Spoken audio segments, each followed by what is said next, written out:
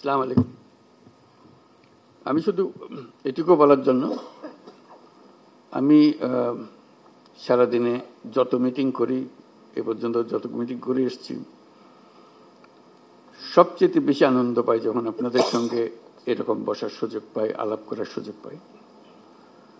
কারণ এখানেই সবাই মিলে বাংলাদেশের প্রকৃত ভবিষ্যৎ রচনা করা হচ্ছে। এটা আমাকে শিহরণ জাগায় যে এরকম একটা কাজে আমি জড়িত হতে পেরেছি, নিজেকে যুক্ত করতে পেরেছি। শুধু আপনাদের কথা শোনার জন্য, এটা কিভাবে আপনারা গাইড করবেন, কোথায় নিয়ে যাবেন। আমাদের উপর দায়িত্ব দেওয়া হয়েছিল সংস্কার করার জন্য। আমরা ঠিক বুঝতে পারছিলাম না কোথায় দিয়ে শুরু করি।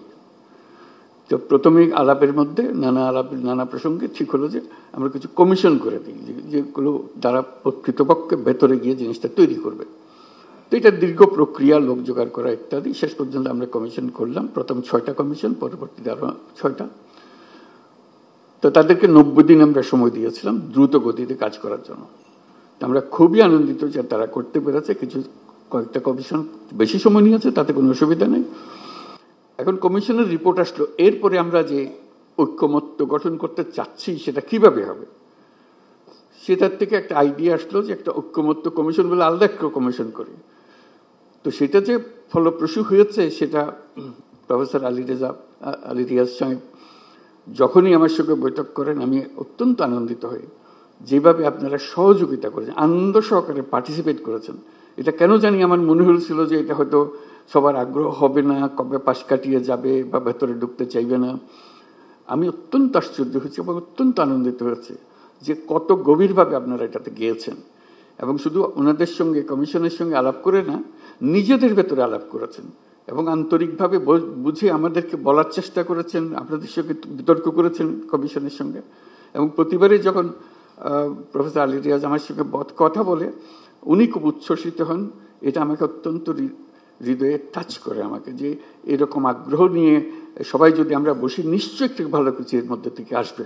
তো আজকে প্রথম পর্ব শেষ হলো, তো সেটা মহা আনন্দের দিন যেটা আমরা করেছি। দ্বিতীয় পর্বে, প্রথম পর্বে আমরা কি করলাম, এটা যত কিছু ইস্যুজ আছে, যত কিছু রিকমেন্ডেশন, সুপারিশ আছে, তার মধ্যে কিভাবে আমরা একমত হলাম, কারা কোনটাতে একমত হলো, সব মিলিয়ে শেষ পর্যন্ত আমরা জুলাই সনদ করব। এইটি হলো আমাদের লক্ষ্য, যেখানে আমরা সবার ঐক্যমত্যগুলো তুলে ধরবো। দ্বিতীয় পর্বে কি হবে, আমি আলী রিয়াজ সাহেবের সঙ্গে আলাপ করছিলাম। দ্বিতীয় পর্বে হলো অনেকগুলো বিষয় আছে, কাছাকাছি এসে গেছি, আরেকটু হলে আমাদের তালিকাতে আরেকটা সুপারিশ যুক্ত হয় ওই ঐক্যমত্যের সুপারিশে। তো এই সুযোগ যেন আমরা হারিয়ে না ফেলি। এই দ্বিতীয় পর্বের আমি যদ্দূর বুঝছি, প্রফেসর আলী রিয়াজ তারা ব্যাখ্যা করবেন যে এই আলাপটা নিয়ে যেটুকু তফাৎ ছিল, দূরত্ব ছিল, সেই দূরত্বকে গুছিয়ে এনে যাতে আমাদের জুলাই সনদে বর্তমানে যতগুলো ঐক্যমতের বিষয় আছে তার মধ্যে যে আরো কিছু যোগ করতে পারে, দেখতে সুন্দর লাগবে। জাতীয় একটা সনদ হলো, অনেকগুলো বিষয়ে আমরা একমত হতে পেরেছি। জাতি হিসেবে আমরা গর্বিত জাতি হিসেবে দাঁড়াতে পারে যে আমরা তো এরকম বিভক্তিকরণ প্রক্রিয়ার মধ্যে রাজনীতি সৃষ্টি করিনি। আমরা সৃষ্টি করছি ঐক্যবদ্ধ হওয়ার জন্য, দেশের উন্নতির জন্য, দেশের মঙ্গলের জন্য।